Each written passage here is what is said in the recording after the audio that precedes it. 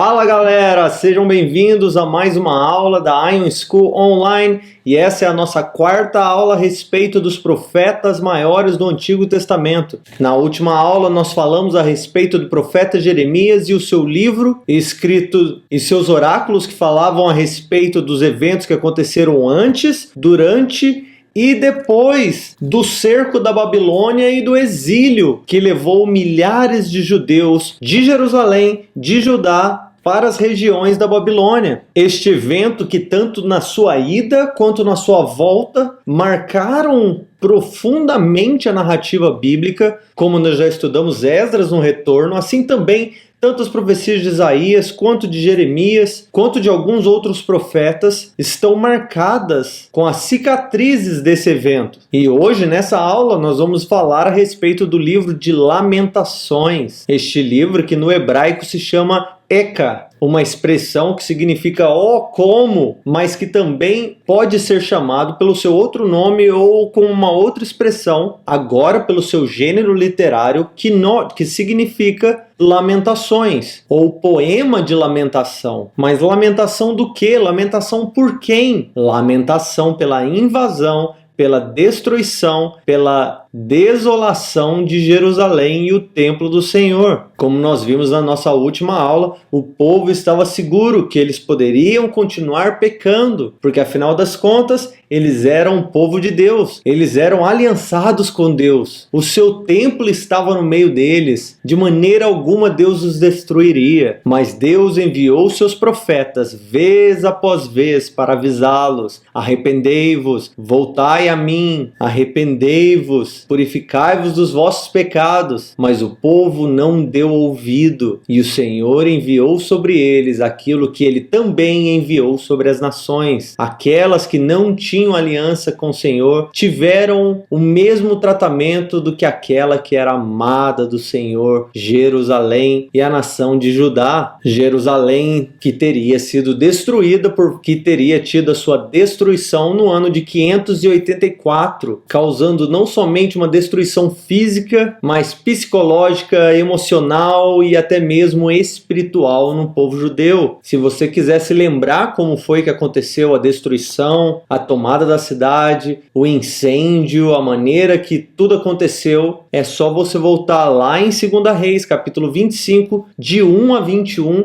e você vai ver detalhadamente como o rei Nabucodonosor cercou a cidade, invadiu a cidade, tomou seus príncipes, os seus reis, deixou os pobres para trás, incendiou o templo do Senhor e levou para a Babilônia todos os seus utensílios. Então é lá em Reis que nós vamos ver essa narrativa, é lá em Reis que nós vamos entender como se passou e o que se passou. Mas é aqui, neste livro poético das Lamentações, que nós vamos ouvir a respeito do desespero gigantesco, do choro, do ranger de dente, das lamentações do povo de Jerusalém quando tudo isso ocorreu. E nos deixa também bem claro que parte desse desespero foi descobrir que a fonte da destruição da cidade e da desolação do povo de Judá não era apenas a Babilônia, mas aquele que estava por trás da Babilônia fazendo tudo acontecer era o próprio Senhor, o Deus que os tirou do Egito e trouxe os seus pais para a terra prometida. Agora, para falar do autor do livro de Lamentações, nós vamos colocar como desconhecido, porque o livro de Lamentações não nos deixa claro, não nos dá pistas a respeito de quem seria o autor exato do livro. Para dizer que nós não temos pistas a respeito de uma possível autoria, nós temos os eventos históricos que nos colocam ao redor do profeta Jeremias, já que foi ele quem testemunhou tudo, profetizou a respeito, sobreviveu aos ataques até que ele foi levado para o Egito. Então, se nós tivéssemos que indicar um profeta para ser o autor desse livro, o mais indicado seria Jeremias. E é o próprio Jeremias a quem a tradição vai declarar ser o autor desse livro mesmo. Mas essa tradição a qual eu estou falando, sendo um pouco mais moderna, pós-exílica, provavelmente ali entre o segundo e o primeiro século antes de Cristo, já depois da Septuaginta até, porque na própria Bíblia hebraica não há uma relação nem conexão alguma entre o livro de Lamentações e o livro de Jeremias. Tanto que o livro de Lamentações vai estar incluso na terceira parte do livro da Tanakh, lá no Ketuvim, que são os escritos, e mesmo que a ordem dos Ketuvims de alguma maneira venha ter algumas diferenças em alguns manuscritos ou em algumas coleções canônicas hebraicas, ainda assim o livro de Lamentações não estaria onde ele está na ordem do nosso livro, da nossa coleção do Antigo Testamento. Mas para os judeus até hoje este livro de Lamentações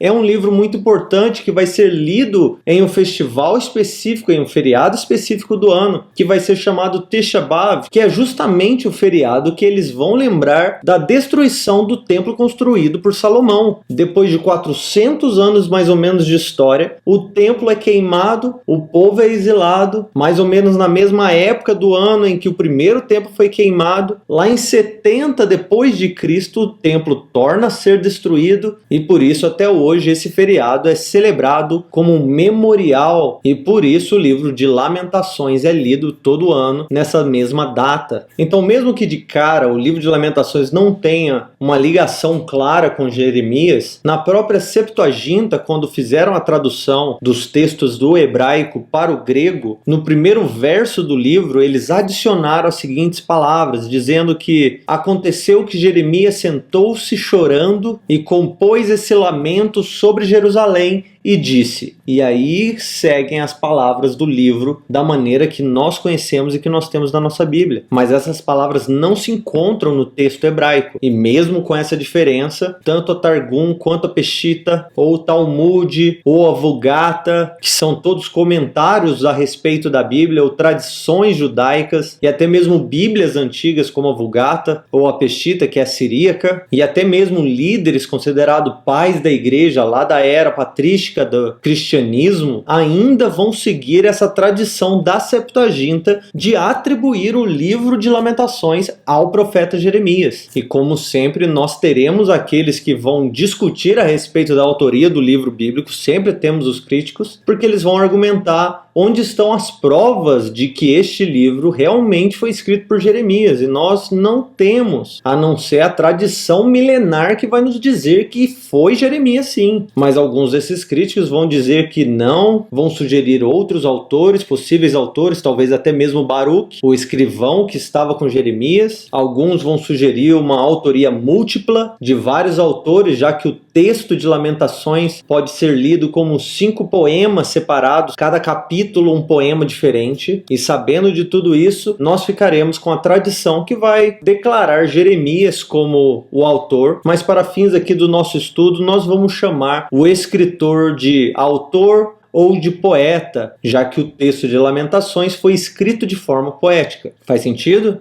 Agora, uma coisa que quase todos os estudiosos vão concordar é que o livro de Lamentações, muito possivelmente, foi escrito durante os 70 anos de exílio da Babilônia. Então, quando nós falamos a respeito da datação desse escrito, nós precisamos colocar ele, então, entre 587 a 515, quando a reconstrução do templo de Zorobabel finalizou. Mas a grande maioria dos estudiosos vai concordar que possivelmente aconteceu nos 10 primeiros anos depois da destruição e do exílio. Então isso vai nos colocar até lá 577 a.C. Agora, se a minha opinião importasse, eu colocaria até menos que 10 anos por causa do desespero e do sentimento demonstrado dentro do livro a respeito de tudo aquilo que aconteceu.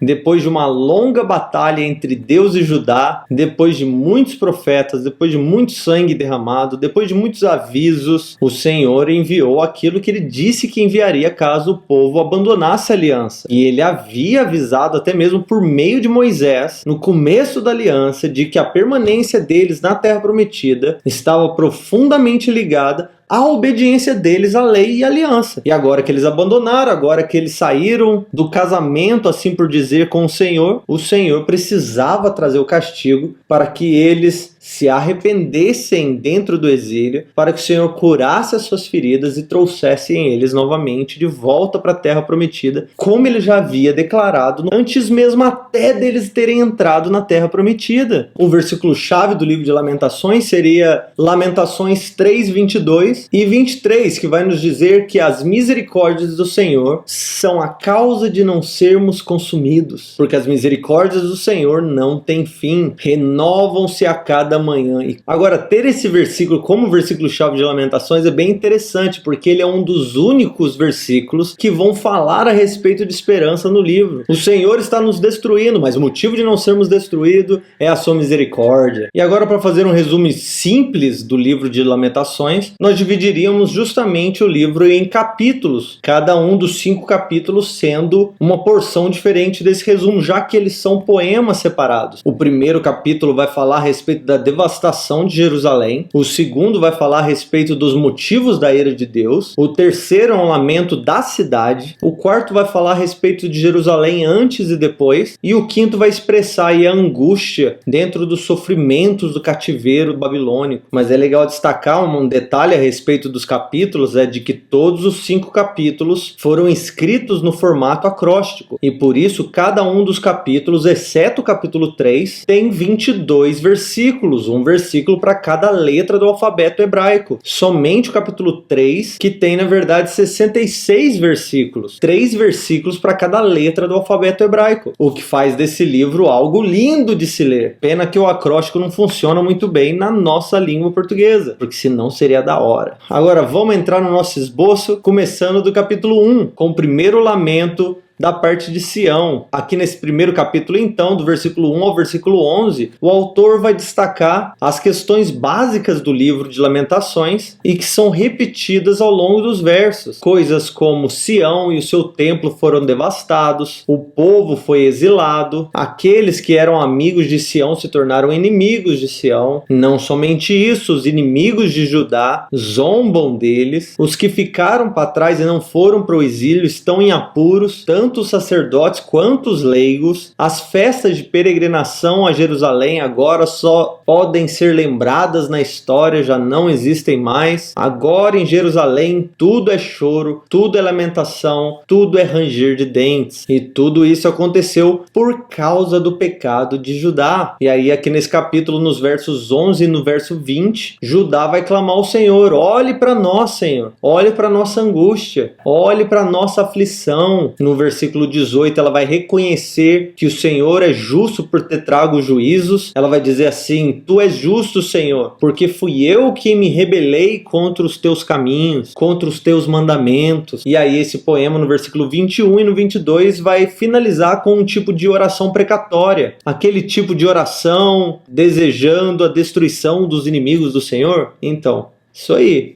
Nesse capítulo, então, é como um tipo de oração da parte de Sião, para que o Senhor venha fazer com os inimigos de Sião o mesmo que o Senhor fez com Sião, por causa de tudo aquilo que eles fizeram contra Sião e a maneira que eles estavam zombando deles. Depois nós vemos o capítulo 2, a segunda lamentação, que vai mostrar como a destruição veio da parte do Senhor. Então aqui nesse capítulo, de uma forma um pouco mais intensa, um pouco mais clara, ele vai afirmar de que toda destruição, toda desolação que aconteceu em Jerusalém, aconteceu por causa do seu pecado contra o Senhor. Então do versículo 1 ao versículo 9, aquele guerreiro valente divino, o Senhor dos exércitos que antigamente lutava em favor de Israel, agora se tornou contra Israel. E isso quer dizer, ele se tornou contra a cidade, contra o povo, contra a terra, contra os líderes e contra tudo que existe naquela terra. Nos versículos 6 e 7 vai até dizer assim: o Senhor entregou ao esquecimento as assembleias solenes e os sábados em Sião. Ele rejeitou com desprezo o rei e o sacerdote na indignação da sua ira. Ele desprezou o seu altar, detestou o seu santuário e entregou até os muros dos seus palácios ao inimigo. Depois aí do versículo 10 ao 17, ele vai concentrar nos remanescentes inocentes, aqueles pobres, aquele pessoal que ficou para trás, não foi pro exílio. E ele nessa parte vai falar em primeira pessoa no versículo 11 e no versículo 13. E finalmente no versículo 18 e 19 ele vai chamar Sião para que Sião se arrependa e clame ao Senhor. Volte-se a ele com lágrimas, volte-se a ele com vigílias, porque quem sabe ele mude a nossa sorte. E do versículo 20 ao 22 são justamente parte desse clamor que eles fizeram, falando ao Senhor: ó Senhor, vê e considera quem o Senhor tem tratado assim. E depois do capítulo 3, o terceiro lamento, que parece ser um lamento pessoal, como se Jerusalém estivesse lamentando por si, ou o próprio profeta estivesse lamentando. Então, nesse poema central aqui, do versículo 1 ao versículo 18, o autor vai fazer do desprezo e do sofrimento de Jerusalém como seu próprio desprezo. O que parece ser a questão aqui é que o julgamento da parte do Senhor sobre Jerusalém causou sofrimento pessoal ao poeta, ao escritor aqui, como sendo um tipo de porta-voz para o povo. Ou se esse sofrimento, na verdade, foi causado sobre aqueles que eram também fiéis ao Senhor, que não mereciam ter sido julgados, não mereciam, entre aspas, porque eles faziam parte do povo de Judá. Depois do versículo 19 ao 24 é onde nós vemos que a única esperança está em esperar que a ira do Senhor se vá e que ele venha demonstrar sua bondade para com eles, trazendo ele de volta para a terra. E é nesse contexto que o versículo 21 ele vai dizer: quero trazer à memória aquilo que me traz esperança. E o que é que traz esperança? A bondade do Senhor, porque a bondade do Senhor é o motivo de nós não sermos consumidos, porque as suas misericórdias não têm fim, elas se renovam a cada manhã. E aí depois no versículo 25 ao 42 vai seguir aqui com um tipo de diálogo pessoal sobre o sentido do sofrimento e a relação com o Senhor, que também vai finalizar com o arrependimento. No versículo 38 ele vai dizer: não é o Senhor que envia tanto o que é bom quanto o que é ruim, tanto bem quanto mal. E no 40 ele vai dizer: examinemos os nossos caminhos, vamos prová-los e voltar ao Senhor. Depois 43 ao 51 o autor vai voltar para os lamentos, um tanto de resultados da ira do Senhor sobre Jerusalém. Dos 52 ao 62 o foco muda de Sião para os inimigos de Sião, mas ainda falando dos frutos da perseguição do Senhor contra eles, como se os inimigos de Sião fossem responsáveis pelo sofrimento de Sião, mas o grande responsável pelos inimigos é o próprio Senhor, porque afinal de contas foi ele quem os enviou. E por último, do 63 ao 66 ele finaliza com mais uma proclamação imprecatória, dizendo que o Senhor vai endurecer o coração dos seus inimigos como se fosse uma maldição contra eles. E não só isso, mas que o Senhor vai destruir todos eles de debaixo dos céus. Depois do capítulo 4 nós temos o quarto lamento, que vai comparar aqui Jerusalém antes e depois da destruição e listar tudo o que aconteceu. Então do versículo 1 ao versículo 11 ele vai falar a respeito do resultado do cerco, que acabou trazendo fome, a espada, choro, morte. E no versículo 6 vai dizer que o motivo disso ter acontecido foi a grandeza dos pecados de Sião, e compara eles justamente com Sodoma. Se Sodoma foi destruído, por que vocês não seriam? Em outras palavras. Depois do versículo 12 ao versículo 16, ele vai focar na culpa tanto dos profetas quanto dos sacerdotes, jogando na cara deles de que a culpa da invasão foi deles, porque foram eles que permitiram o sangue inocente ser derramado, foram eles que permitiram a situação espiritual do povo de Judá em relação à aliança do Senhor chegar a esse ponto. Depois do 17 ao 20, parece ser novamente um lamento da própria Jerusalém, que vai lembrar dos últimos dias amargos do cerco, falando a respeito do sofrimento e até mesmo de maneira figurativa aqui a respeito da fuga e da captura do rei de Jerusalém. E aí depois do versículo 21 e 22, mais uma proclamação imprecatória, mas dessa vez contra Edom, avisando lá no versículo 21, ó Edom, se prepare, porque o cálice também passará sobre ti, você vai ficar embriagado e as tuas roupas serão tiradas, todos verão sua vergonha. E por último, no nosso esboço, o capítulo 5 de Lamentações, com o último lamento, que é uma lamentação que parece ser dos cativos ou exilados de Sião. E nesse poema final, então, só o povo que vai falar, porque eles estão clamando ao Senhor para que ele veja as aflições deles e tenha misericórdia. Então, do 1 ao 18, ele vai refletir aqui a respeito de como Jerusalém, ocupada por estrangeiros, é um lugar perigoso. No 8, ele vai dizer que são escravos que estão reinando ou governando sobre eles. No 11, ele vai falar que mulheres são violentadas em Sião e virgens são violentadas em todo Judá. No 12, ele vai dizer que os príncipes de Judá foram enforcados. Então, realmente não é um lugar muito prazeroso, não parece ser um lugar muito feliz. Depois do versículo 19 ao 22, finalizando tanto o capítulo quanto o livro, nós temos uma oração por restauração, que vai começar com a afirmação do reinado eterno do Senhor, como um reconhecimento de que ele reina eternamente. Lá no versículo 19 ele vai dizer: Senhor, tu permaneces eternamente, e o teu trono subsiste de geração em geração. Mas aí logo depois, de maneira muito típica desse tipo de poema de lamentação, ele vai finalizar justamente clamando ao mesmo Deus da confiança, perguntando e questionando: mas será que o Senhor nos esqueceu para sempre? Será que o Senhor vai ficar irado contra nós por muito tempo? Tem misericórdia de nós, Senhor. Essa última parte da misericórdia não está lá, mas deveria. Mas foi esse o livro de Lamentações, que você talvez nunca tenha entendido, mas é um grande poema de luto pela destruição de Jerusalém e pelo exílio babilônico. E é assim que nós finalizamos a nossa aula de hoje. Nós nos vemos na próxima, se Deus quiser. Deus os abençoe.